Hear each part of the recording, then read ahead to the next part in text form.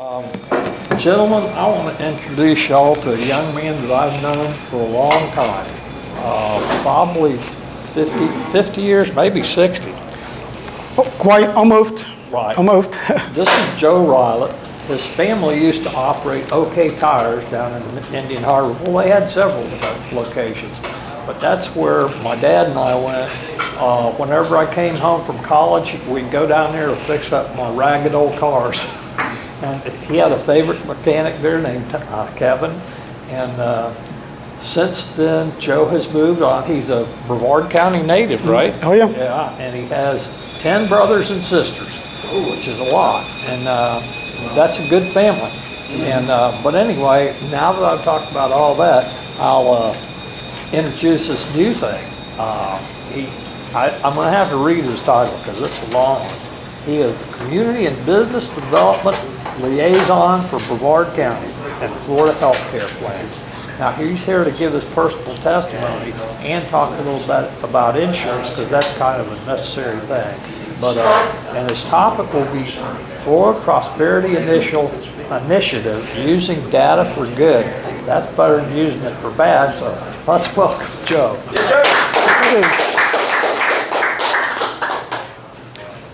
Well, thanks for having me. Again, Joe Rowlette, Florida Healthcare Plans, and we weren't sure how many was going to be here today, so for a July meeting, this is pretty good.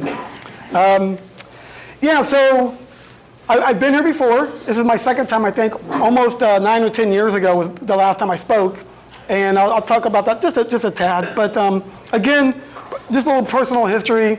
Born and raised here. I actually had 11. I'm actually one of 11 siblings. And born and raised, I went to Melbourne Central Catholic. Went through high school at MCC. And almost, was not a great student. Almost really didn't graduate. Almost didn't have good enough grades to graduate. And I had an opportunity to attend Temple University. I was a gymnast, and I was nationally ranked. And I had an opportunity for a full scholarship. But my grades were suffering. So by the grace of God, I squeaked in and I got a full ride scholarship to Temple University up in Philadelphia and competed for the gymnastics program up there.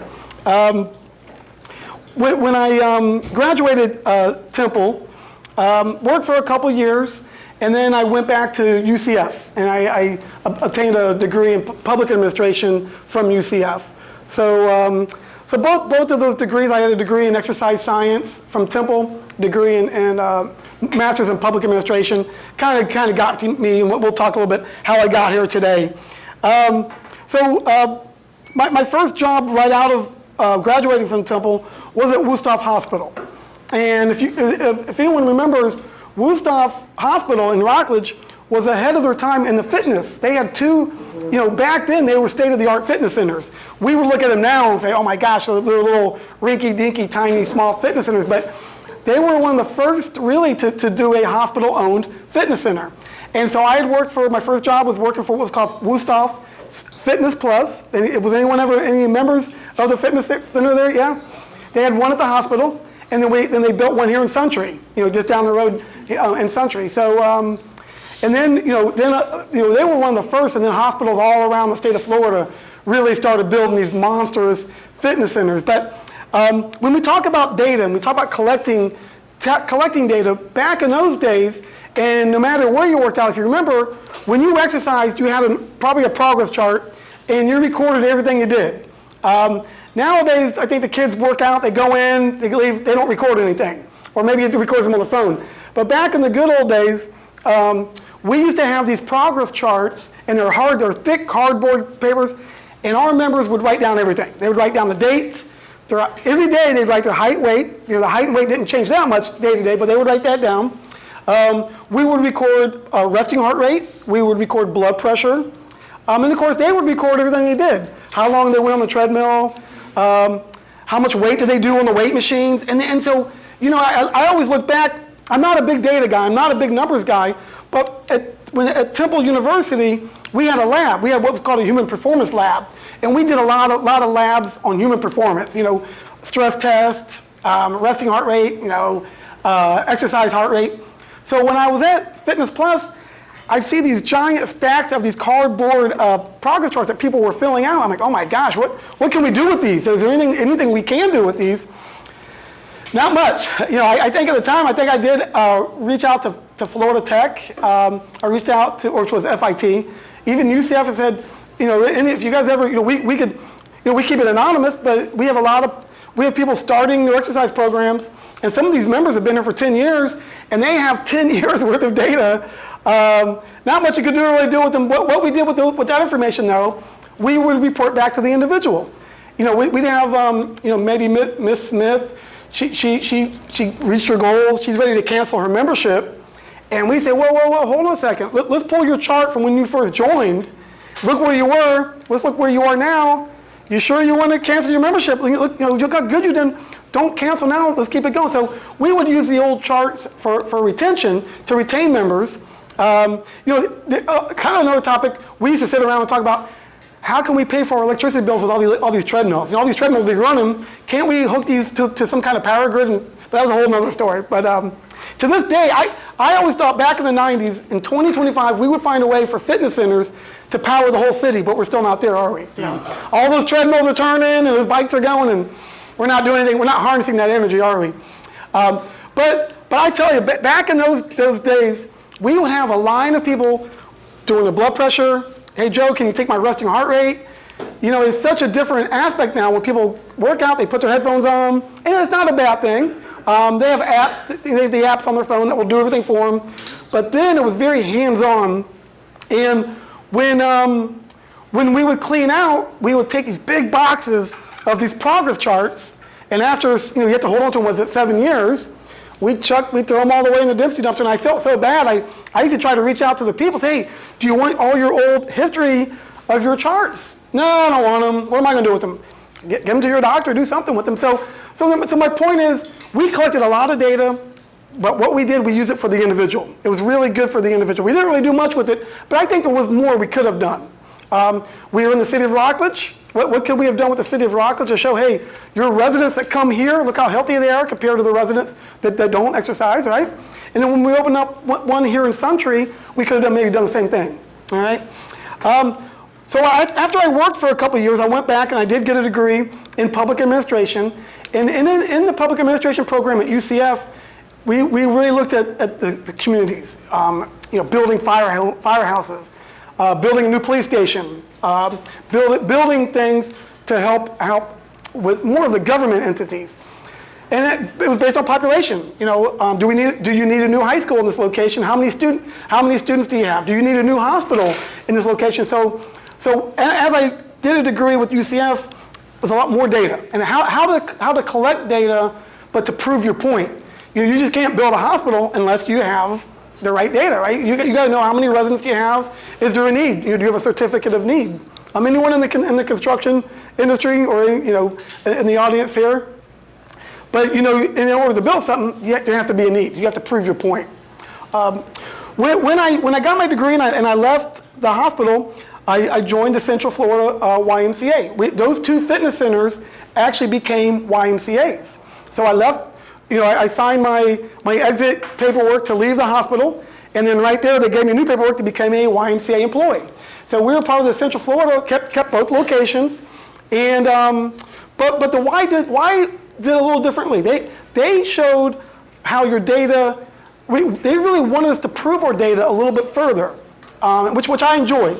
We could prove if you have a YMCA in a certain area, we would hope and we could prove crime rates went down, especially with the teens. Kids' school grades were better if they came and exercised and they participated in the YMCA. If they maybe did karate or swim lessons, divorce rates were lower. You had a lower divorce rate when you're in the proximity of a YMCA and you use a Y. So the YMCAs all around the country could draw a circle around their Y and really show and prove, hey, these key indicators are improving because our YMCA is here.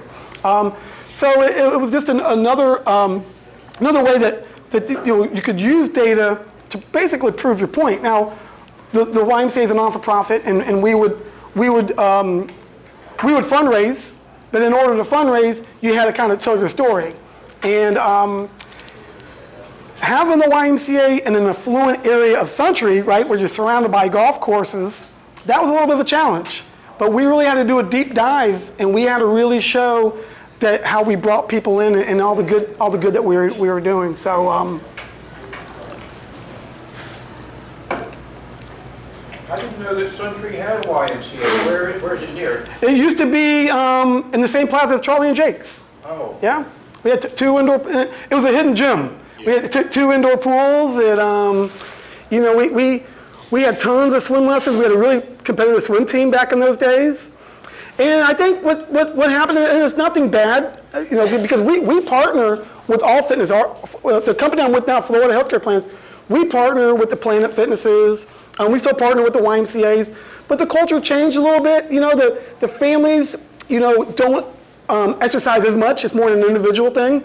So, you know, dad may go exercise, mom would stay home with the kids, but then they flip-flop. When dad came home, mom would go work out. So it kind of became an individual thing. And you see, exercise has become a little bit more of an individual thing, as opposed to where the old YMCA model where the whole family would go. But it still exists. In the Century, Rockledge area, not as much. It's more of an individual thing. So things changed, and as it changed, how do you take advantage of all those people going to the Planet Fitness, LA Fitnesses? You don't want to discourage that. That's great that they go. You want to encourage that they go, whether they're going on their own or with their family, as long as they go. Right? That was the big point. So. So again, I enjoyed all the demographics and showing how we were changing the demographic for good. We were a positive influence. So as I left the YMCA, and I'm joining with the company now, I'm with Florida Healthcare Plans. You know, it's a great company. It's a company that's 50 years old, and it was started from doctors and nurses. It's the second oldest HMO. You know, you have a PPO and you have an HMO. It's the second oldest HMO in the country. It started 50 years ago, and it started by doctors and nurses getting together, starting their own plan. So we are health insurance, but we're also clinical. We have our own clinics, and it kind of has a lot of feel that a lot of the same similarities to Wusthof. You know, some of the same friendships and camaraderie that I had at Wusthof, I have the same at Florida Healthcare Plans. Very good-hearted company. They really do a lot of great things. So one thing that Florida Healthcare Plans does is that we're very heavily invested in the chambers of commerce. And so when I first got hired with the Florida Healthcare Plans, they wanted me to get involved with the chambers, which I did. But my first job was working with companies in industry. So if we had a company, let's say, you know, 300 employees big, 400 or 500 employees, we could do the same thing we did at the YMCA. We could look at the numbers and see, you know, where are the numbers, where are they at, how can they improve, and how can Florida Healthcare Plans improve those numbers? And we do that. We take a company and we can help improve. You know, we collect the data first, and then we can help improve their numbers, whether it's diabetes, obesity, what have you. But as I got more involved with the chamber, and my job's changed a little bit now, I don't work as much with the big employer groups. I do community engagement, I do business development, but working with groups like the chambers, I'm involved with 4 chambers in Brevard. I'm on the board I'm going to put on my, hold on. I'll put on my Palm Bay Chamber Board of Directors. I'm on the board with the Palm Bay Chamber. I just came back from the meeting today, sorry.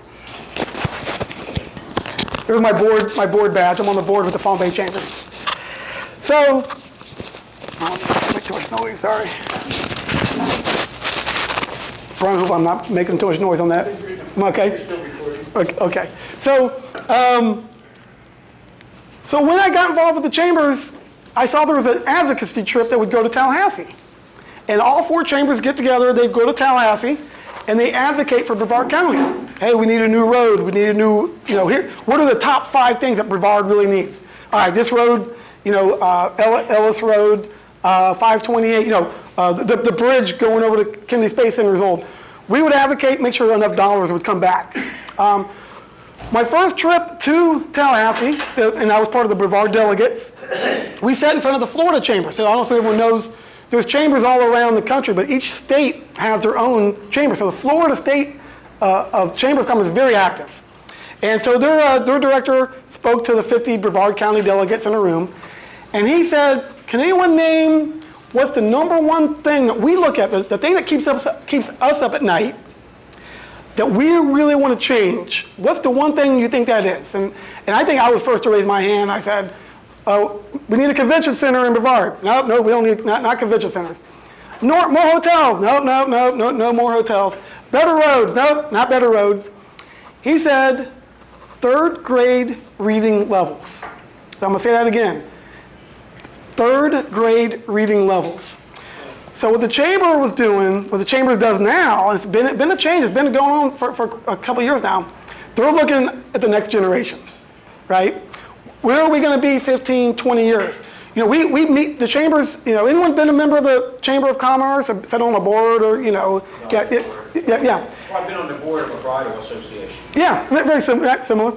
And so it's a lot of business to business, and you can do a luncheon, a breakfast, a dinner, anytime. And that's great. That's kind of what the chamber does. But there's a whole new wave with the chambers of getting this next generation to become business leaders. Okay, and so with third grade reading levels, that's a key indicator.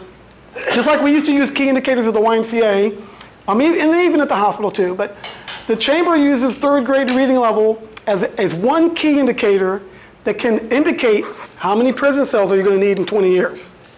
What's our divorce rate going to look like in 20 years? Unemployment. They can look at third grade reading levels and extrapolate, is that right, or forecast? They can forecast 15 because if you figure your third grade, 15 years later, they can really look at the police force. How many officers are we going to need based on third grade reading levels? And it's crazy. So who would have known you go all the way to Tallahassee to find that out? And it's much more than that. So with that, there is a lot of change in culture to really deep dive into to help out communities to make sure that there is going to be the chambers of tomorrow and there's going to be the business leaders of tomorrow and that the communities are going to be sustainable. So the Florida Chamber has a deep dive program. It's called the Florida Prosperity Initiative. And they have a website that drills it down by zip code. You could go to, is this 32940 right here? Yes. You can go to 32940, find out what are the demographics, what's the obesity, what's eyeglasses, what's the percentage of people 2020 versus non-2020. You can look at so many factors and what is designed for. You can look at your zip code and what are your what's your Achilles heel, where are you struggling, and where can you improve.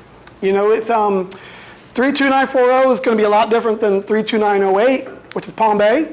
Tidyville is going to be different. Tidyville is going to have different issues. So there's been a big trend to drill down and really focus, even city council members, because some of the people that go on the trip are elected officials. Some of the mayors or city council will jump in on those trips to Tallahassee. And instead of representing the entire city or their district, they'll focus on what they need for that particular zip code. And then it goes even further, neighborhood. Okay, they'll take a neighborhood. Okay, from these streets, they'll just take a certain street grid, maybe a 4-city block, and say we need to improve this in that particular neighborhood.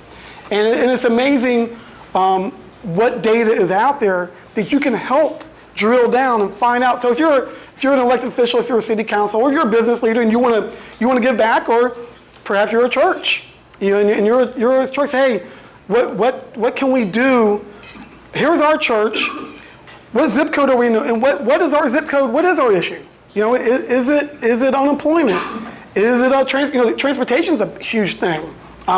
Is it an issue for people to get to? Unemployment might be bad. Well, the whole issue with unemployment might be because of transportation. They don't have a way to get to their jobs. So a lot of faith-based organizations are jumping in, and I'm going to talk a little bit about that. They're jumping in on this, and they're getting on that Florida Chamber website, drilling down and looking, they're drawing a circle around their church and around where they are. How can we give? Is it a Corky Calhoun? Is that I'm saying his name? The pastor in Merritt Island. He does all kind of interesting, weird drives to raise. We're going to raise this for that. We're going to, stuff that you wouldn't think about. It's not always money, and it's donations, or we're going to help out for particular. So he's kind of a outside thinker, and that's what this is all about. Is how can you think outside the box and really what does the community really need based on their zip code, and basically it's a drill down.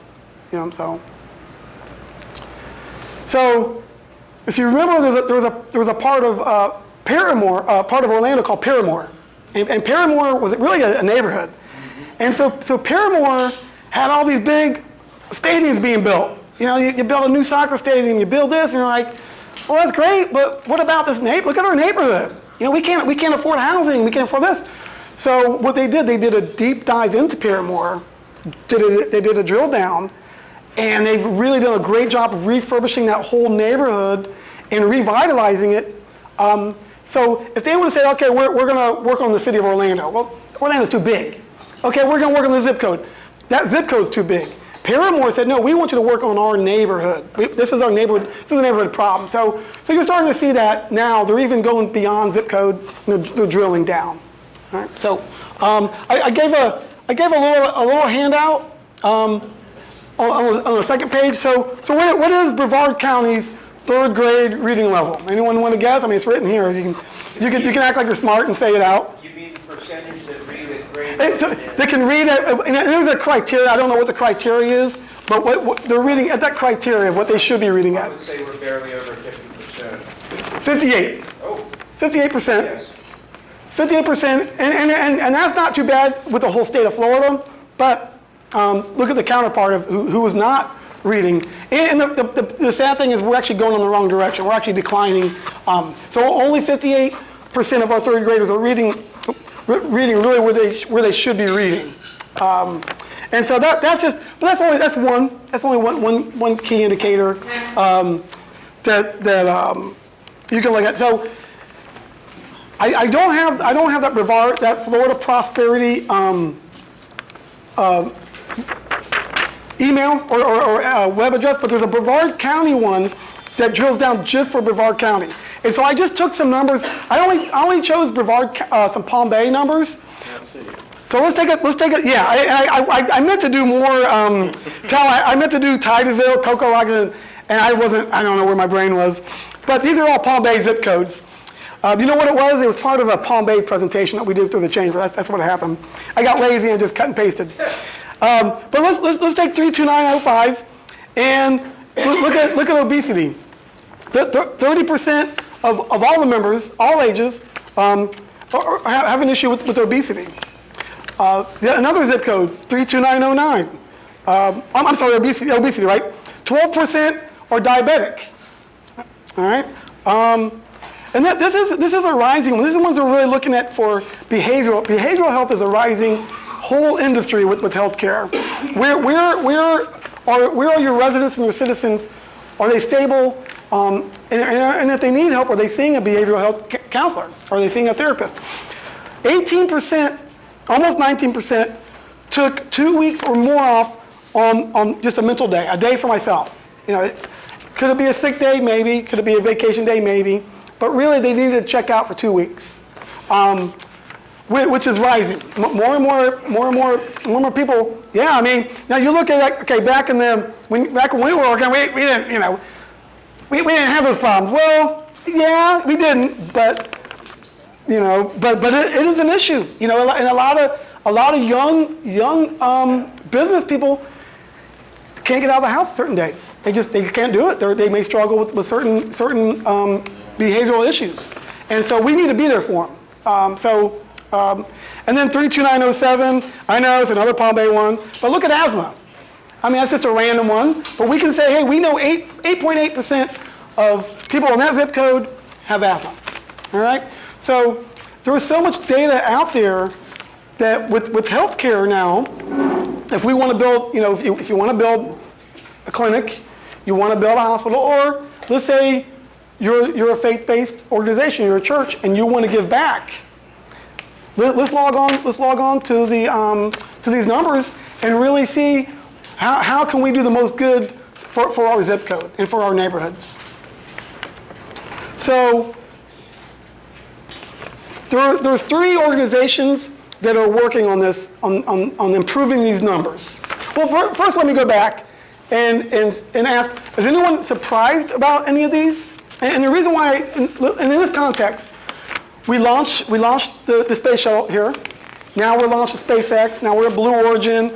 We're the land of shooting off, launching rockets.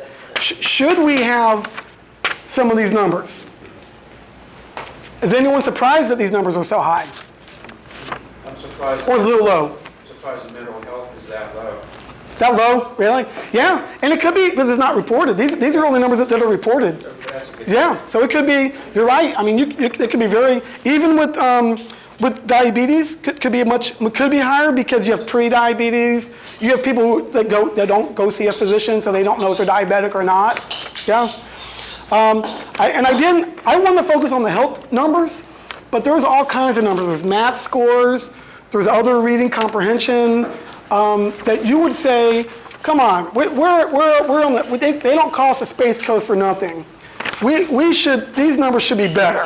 We should not have the free and reduced lunches at school. The kids that just go to school hungry. When they go home on the weekend, they don't have food. They don't eat until they go to school. So, yeah. Well, we are in a state of senior citizens Yep. and older people, and Alzheimer's and cancer and some of these appear mostly in older people. So how do we compare to Nebraska or Minnesota or that's my question. Sure, and you can look at seniors. So we can take it by age. You can say, Well, yeah. cemeteries here in this state for a reason. Yeah, sure. Well, Thanks, Bob. well, part of the study that Tallahassee puts together is demographics. So they know by zip code, by county, what percentage is, they can break it down by age, race, ethnicity. They can so there was so much data.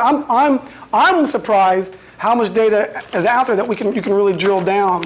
And who's taking advantage of it though? Really, what I see, and I'm going to talk about this coming up next, are the churches. The churches are really utilizing this, and they're getting together and saying, hey, or ministries. I'm friends with a gentleman, Wings of Grace. Does anyone know about Wings of Grace? He owns a helicopter. He's a helicopter pilot by trade. Yeah. And he's looking at giving back. And he's dealing with there's an issue with foster children, and when they age out, where do they go? That's a huge issue. And the amount of foster kids that you have in Brevard County is pretty staggering. I don't think people would realize. When you're 18, you're not a foster child. You're kind of on your own. And so Wings of Grace, how can we take them and teach them how to fly a helicopter? And now they can get their pilot's license. So this is amazing. So I applaud the faith-based community for really taking these numbers. And so what's happening is, and this kind of leads me to my next point, there's three groups that were working on this. So in the north part of the county, it's called Community Health Partnership, and Parish Medical Center is kind of leading the charge on this one.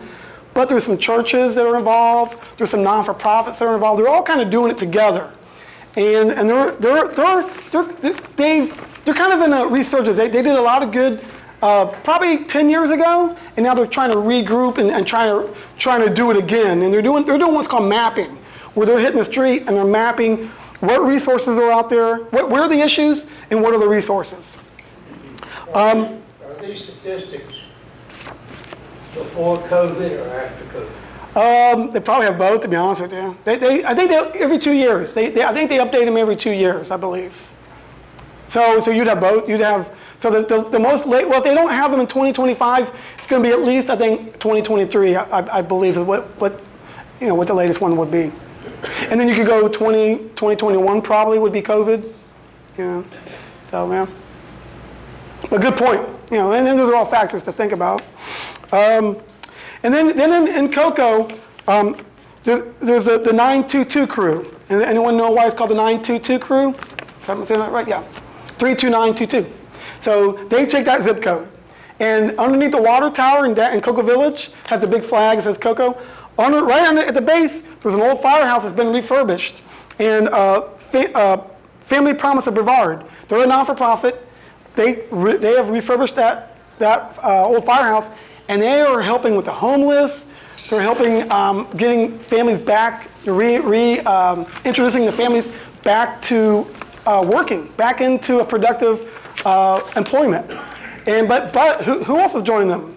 It's churches, it's faith-based, it's non-for-profits.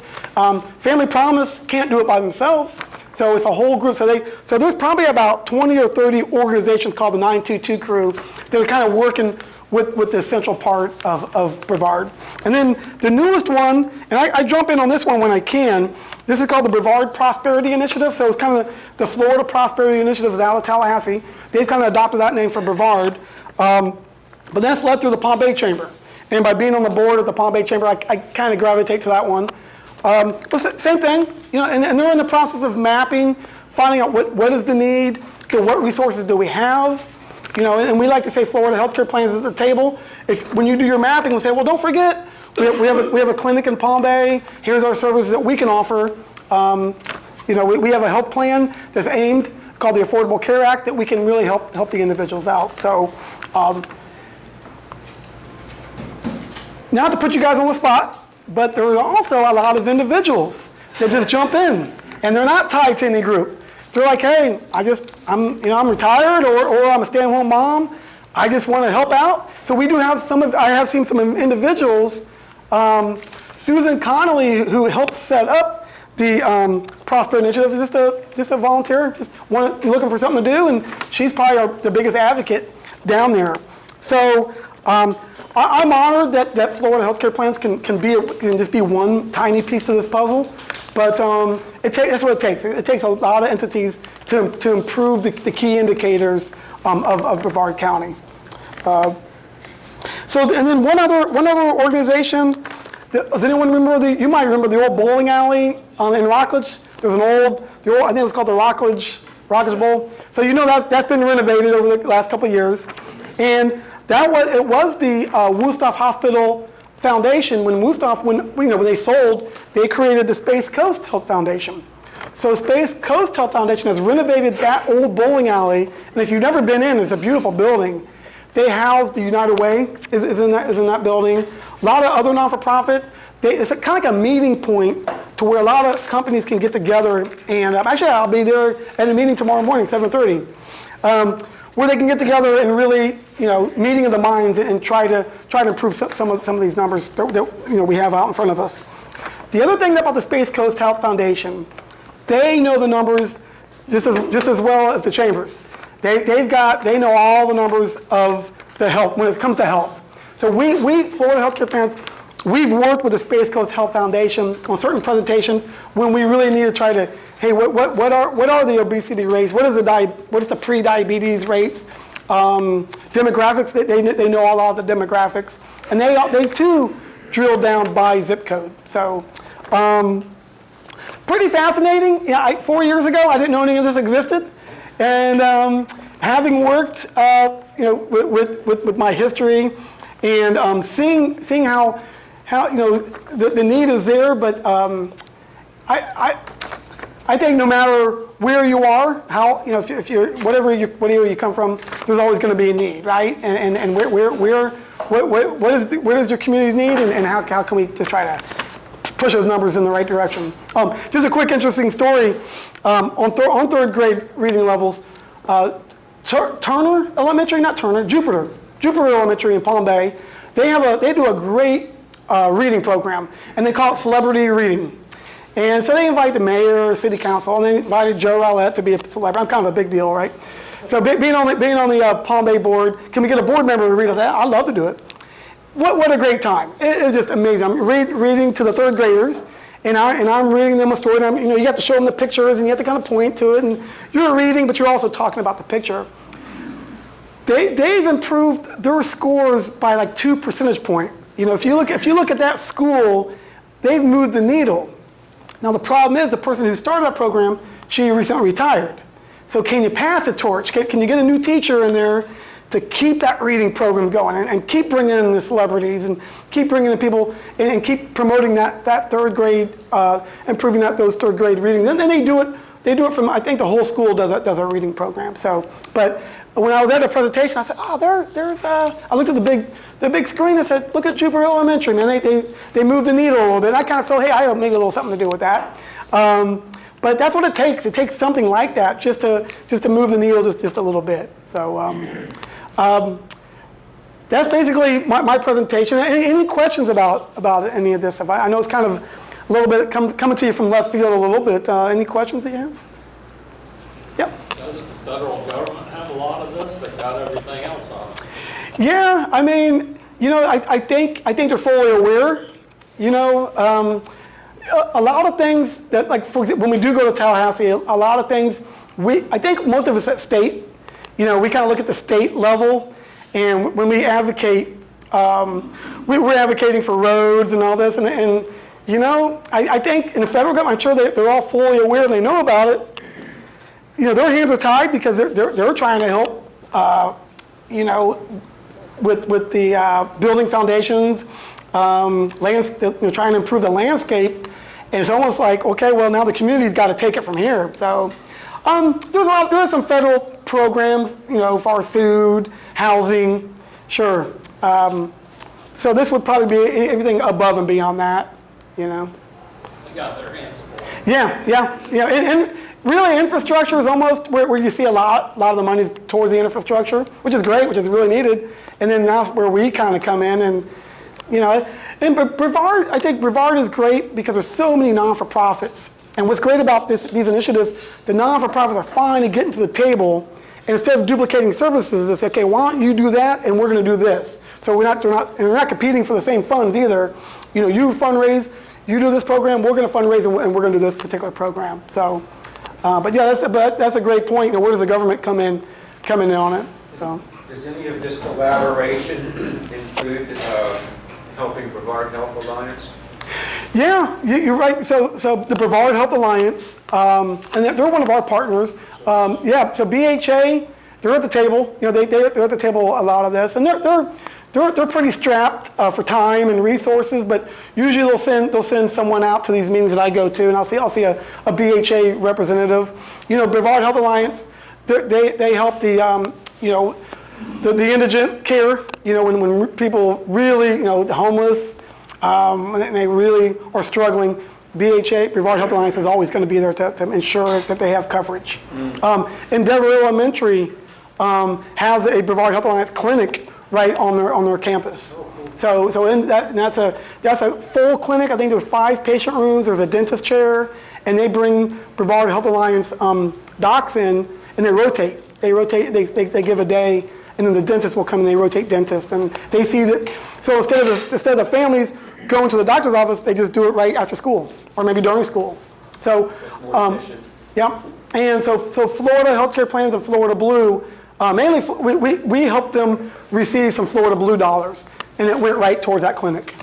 So yeah, it's a great partnership. Is Promise of Brevard, is that throughout the county? So it is.